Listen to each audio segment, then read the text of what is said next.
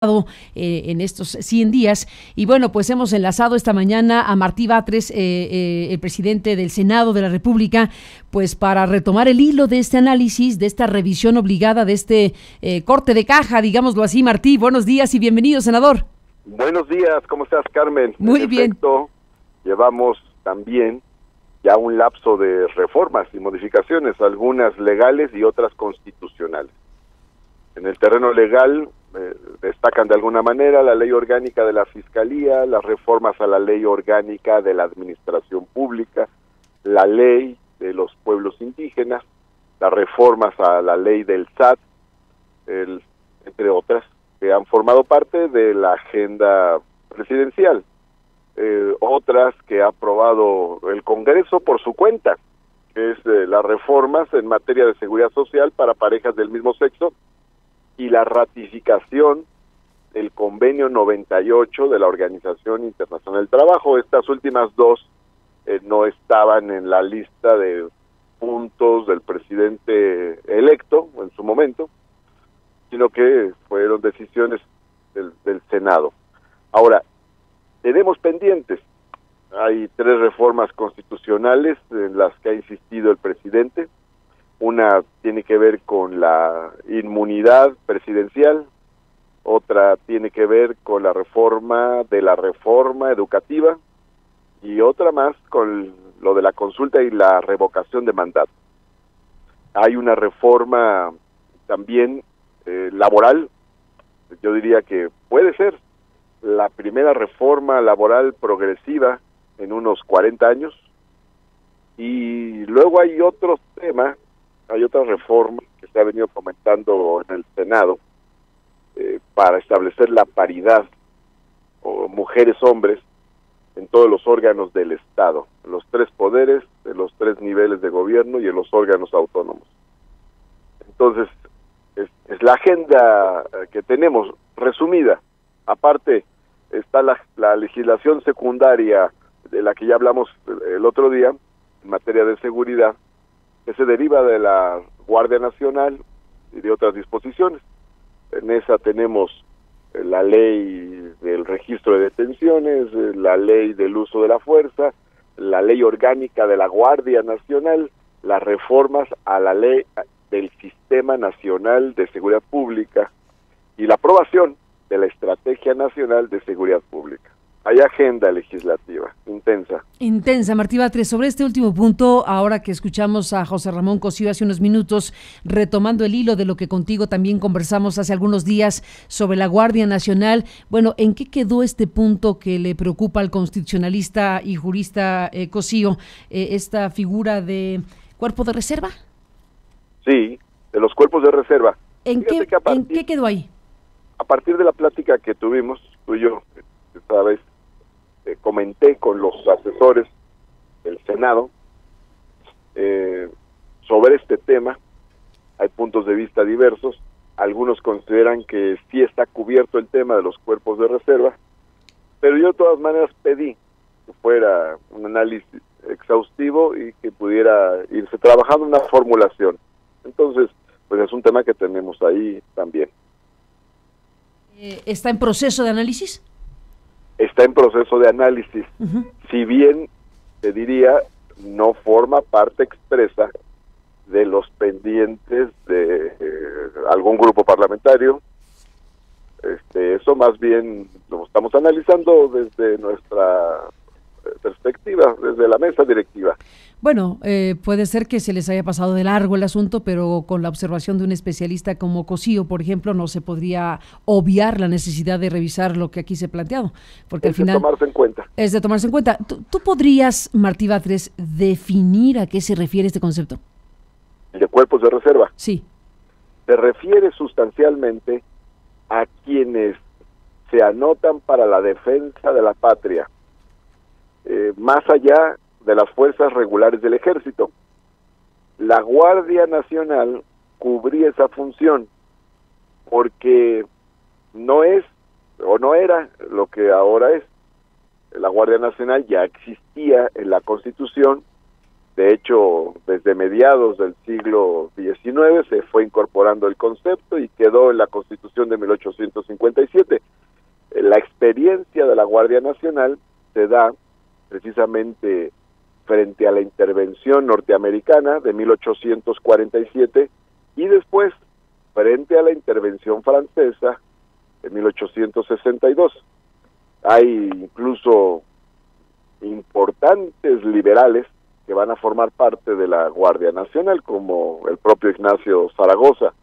La Guardia Nacional se organiza con voluntarios, estos voluntarios se alistan para la defensa de la patria, eligen sus propios directivos inmediatos, es una organización federalizada, es por Estado de la República, es decir, es una cosa diferente de lo que hoy denominamos Guardia Nacional.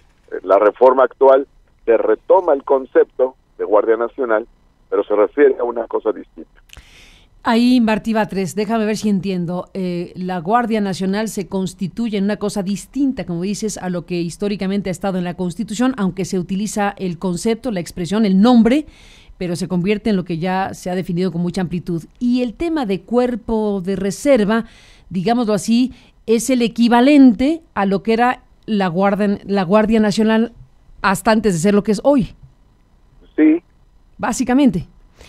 Que es sí. Para aquellos que se anotan en un cuerpo de reserva, ciudadanos que se anotan en un momento de crisis. ¿En qué momento se activaría la idea de un cuerpo de reserva y en qué momento hipotético los ciudadanos podrían anotarse en un cuerpo de reserva que no es la Guardia Nacional y que serviría para defender a la patria? Explícame más. Bueno, en momentos en que tiene riesgo la integridad territorial de la nación, es cuando los ciudadanos pueden anotarse o podían anotarse en lo que era antes la Guardia Nacional. Entonces, son cuerpos que iban más allá del ejército, no formaban parte del ejército, pero permitían que los ciudadanos pudieran anotarse para la defensa de la patria, en cuerpos no militares con otras características. ¿Está resuelto en el marco legal que se ha aprobado en qué momento se activaría, digamos, la constitución de un cuerpo de reserva? ¿Quién convocaría a la constitución de un cuerpo de reserva? Está prevista la existencia en la legislación secundaria. Digamos que puede estar resuelto todo ello en la legislación secundaria. Ahora bien, la observación del constitucionalista y exministro Cosío es que esto no quedó debidamente claro en la Constitución. Sí. Creo que es de tomarse en cuenta, pues porque se trata de alguien cuya, digamos, experiencia es precisamente la revisión constitucional constante, la revisión de la coherencia constitucional. Entonces, creo que es una voz que debe escuchar. Y tú decías la vez pasada, Martí Batres, déjame retomarte a ti mismo, que bueno, pues eso se puede resolver ya sea en la ley secundaria o ya sea en una revisión ex profeso dentro de la propia Constitución. ¿Se tendría que hacer una nueva discusión que tenga el alcance constitucional para el tema de la Guardia Nacional? Bueno, la opinión de Cosío es que debe resolverse en la Constitución. Exacto. De acuerdo a las consultas que yo he hecho con los asesores de estructura del Senado, eso ya está resuelto en la legislación secundaria. Es decir, que en perspectiva del ministro Cosío no está resuelto, porque aunque estuviera resuelto en la legislación secundaria, esto sería frágil si no tiene un fundamento claro en la Constitución. Exacto. Entonces, es un pendiente en la perspectiva de este constitucionalista. Y de lo que tú estás diciendo se está analizando en este momento, es decir, como presidente de la mesa directiva del Senado, sí estás tomando esto como un pendiente que tiene que resolverse de alguna u otra manera. Sí, claro. De hecho, yo directamente pedí al área de servicios parlamentarios y a la Secretaría Técnica de la mesa directiva, que son dos áreas distintas, jurídicas las dos, un análisis sobre el tema.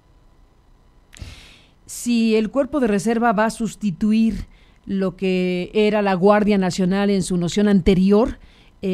Bueno, la pregunta también sería si se va a considerar dentro de esto que viene a la anotación de ciudadanos en los cuerpos de reserva como un derecho y como una obligación, porque la Guardia Nacional estaba en ese doble filón, era en un artículo derecho y en otro artículo obligación. ¿Quedará igual? Sí, debe quedar así, derecho y obligación, en efecto. Bueno, este es uno de los temas que está pendiente y del cual seguiremos hablando, Martí Batres, pero déjame retomar el hilo en general de lo que han sido estos 100 días desde el Congreso y particularmente desde el Senado de la República. Hay asuntos que son relacionados directamente con las leyes y su construcción, y hay asuntos relacionados con temas vitales como el nombramiento de una ministra de la Corte que está por ocurrir en cualquier momento. Déjame detener aquí porque al final de cuentas forma parte de lo mismo, no solamente la construcción de leyes, sino la decisión final de admitir o no una terna, de nombrar a una persona para ocupar un espacio tan relevante como que es el máximo Tribunal de Justicia de la Nación. ¿Qué opinión te merece, Martí, como presidente del Senado, la comunicación que se emitió en las últimas horas por parte de 3 organizaciones muy relevantes a nivel mundial, que son la Oficina de Washington para Asuntos Latinoamericanos, WOLA, CEGIL, el Centro para la Justicia y el Derecho Internacional y la Fundación para el Debido Proceso? Estos 3 organismos que, bueno, pues no te los cuento yo, sabemos que son muy importantes a nivel internacional, que le están llamando al Senado para que revise la terna y pues se eche por delante un valor fundamental que es la independencia, y están sumándose a la preocupación del tipo de terna que envió el presidente de la República. Sobre este tema, Martí Batres, ¿qué dices? Pues mira, a quien tiene derecho a expresar sus opiniones. La decisión la tiene el Senado y es una decisión que toma por mayoría calificada. La mayoría calificada es un mecanismo para garantizar amplio acuerdo, de tal forma que no sea una decisión de un grupo parlamentario, sino una decisión que implique un consenso mayor. Ese mecanismo es la garantía para tomar la mejor decisión desde el órgano legislativo. En ese mecanismo es en el que se deposita la fuerza de la autonomía para la toma de decisiones. El procedimiento constitucional es muy claro. Se manda una terna por el presidente de la República. O sea, el presidente es el que tiene el derecho de proponer. Esa terna la analiza el Senado. Si aprueba algún integrante o alguna integrante de la terna por 2/3 partes, ya está resuelto. Si no lo hiciera así, se devuelve la terna y el presidente manda otra. Y si se repitiera la misma situación de no llegar a un acuerdo de 2/3 partes, el presidente designa directamente. Entonces, ese es el procedimiento constitucional. Ahora, puede haber opiniones muy subjetivas, en favor o en contra de quienes integran las ternas. Pero bueno, ya eso forma parte del debate. En todo caso, el Senado, senadoras y senadores tienen todo el derecho de decidir a quién eligen. ¿Será hoy, Martí Batres? Está planteado para hoy, entonces yo creo que será hoy esta decisión. Está planteado como el principal tema de la sesión plenaria del día de hoy. Que seguiremos muy de cerca para informarlo, Martí. Así que, bueno, pues aquí está la revisión obligada de los 100 días desde el Congreso, desde el Senado en particular, y todos estos temas, los que ya están y los que falta por terminar y los que vienen en camino. Así que materia prima seguiremos teniendo para seguir hablando, si me lo permites. Claro que sí. Yo solo agregaría un elemento valorativo desde el Senado. Me parece que estos 100 días han sido muy fructíferos, han estado llenos de acuerdos. Casi todo, más del 90% de lo que ha resuelto el Senado, lo ha resuelto por consenso, e incluso en algunos casos por unanimidad. Y también, por otro lado, se han tomado decisiones que forman parte de una agenda sensible de la ciudadanía, temas de austeridad, temas de seguridad y vamos a comenzar con los temas de bienestar. Estos son los 3 grandes trazos de la agenda que ha seguido el Senado y el Congreso de la Unión en general. Y yo estoy satisfecho, creo que ha sido positivo, creo que se ha construido bien en lo general y hay que estar abiertos también para escuchar las observaciones que haga la sociedad para siempre mejorar, nunca dejar de buscar mejorar.